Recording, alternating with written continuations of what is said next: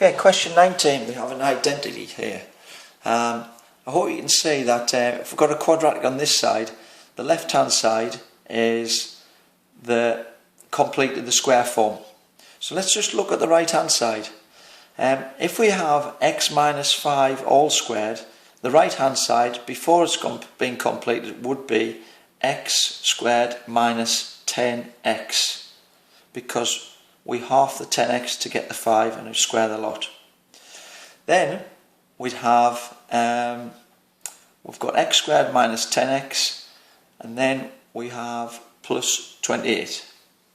So let's just look at this now and try and complete the square on this side and see if it matches with the left hand side.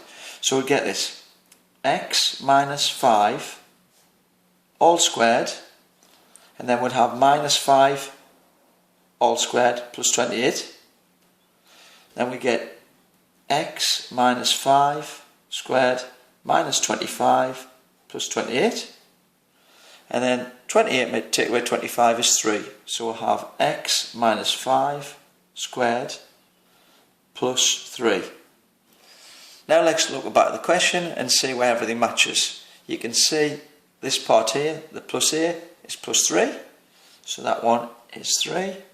And then this part here, the bx, right at the very start, before we complete the square, that's going to be minus 10x. So that is, the b is minus 10.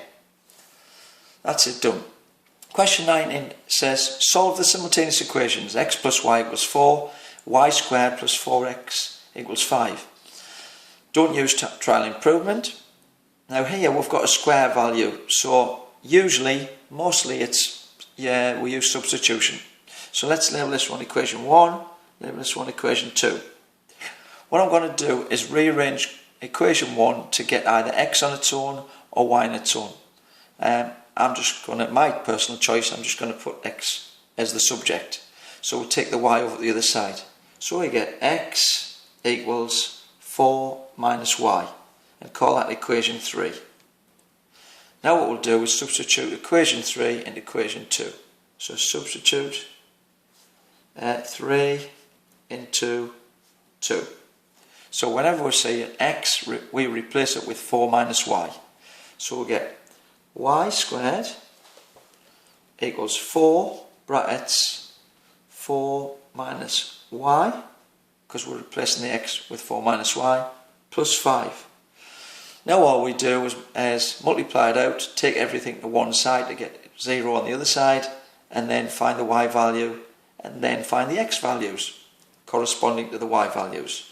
So let's say we've got y squared equals, multiply this out, 4 4s are 16, and minus 4y plus 5. Put the 16 and the 5 together, and I'll take it to the other side. So we get y squared, 16 and 5 is 21, take the other side, becomes minus 21, and minus 4y becomes plus 4y.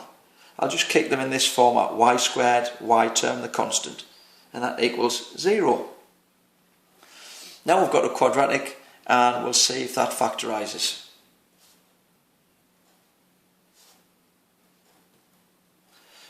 Y and y to make 21, and we can see that if we have a 21 at the end, it could be 1 times 21 or 3 times 7.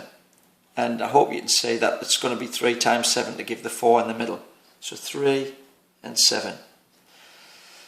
Now we want it to be plus 4y, so that's going to be plus 7 and minus 3, because 7 take away 3 gives the 4. Now let's just solve that. We've got y minus 3 equals 0, or y plus 7 equals 0. Take the y over, we've got y equals 3, and take the y over, we've got y equals negative 7. Okay. Now let's substitute this back into equation 1. So when y equals 3, looking back into equation 1, if y is 3, you can see quite clearly that the x needs to be 1, because 1 add 3 is 4, so x equals 1. And then when y equals negative 7, and then we want it to be plus 4. So that's got to be plus 11. X equals 11, because 11 take away 7 is 4. And that's the values. X is 1, Y is 3, X is 11, Y equals negative 7. That's it.